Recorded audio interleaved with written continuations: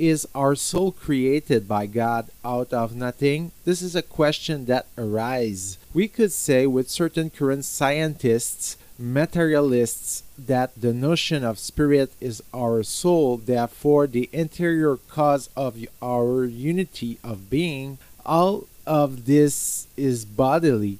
It is because at a given moment the human body is very well structured by billions of atoms that all of them working together magically produce the appearance of the spirit. And if this were the case, the spirit will have nothing spiritual. In this case, this theory cannot function because everything that is bodily within us, having a bodily cause, can only produce bodily faculties. So, for example, seeing is indeed a corporal faculty. Since we see something bodily, a photon of light, it is perceived by the eye, so it corresponds. But our spirit, produced by our soul, is able to understand things that no one can illustrate. For example, the notion of infinity. If we ask someone to draw it, it will make a line 8, mathematical symbol of infinity, but that's not infinity, it's a symbol because we can see clearly we never stop, etc. So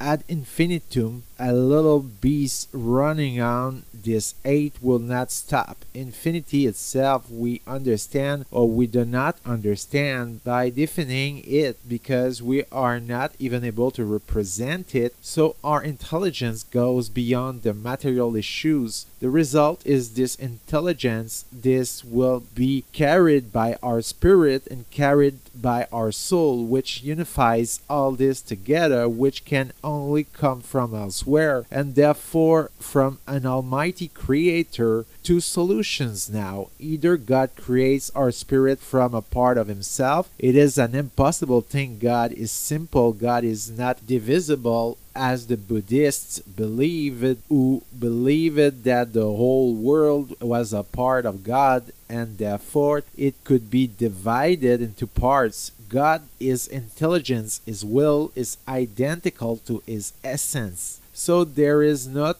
a part of God that will ever become our soul. Obviously, at that time, this because God created the soul like that. He says, and it is, God creates from nothing with his own power, so to speak. This is what the Catholic faith affirms, and this faith even claims that there are two things that God creates. The rest is organization. He creates the material at the start of his works, and so it may be the Big Bang. If it is the first time he has created material, if there are no other Big Bang elsewhere, and on the other hand, he creates the spirit, therefore the angels, and then each time a father and a mother conceive a child, the spirit of the small child that he unites to this child's body. But this does come from the action of God. So even if we can discover this, as I did by reasoning, the Church in 1987 by the way of the Holy Father John Paul II made it a dogma of the faith, and the Church teaches this in her ordinary infallible magisterium. For example, in Donum Vitae,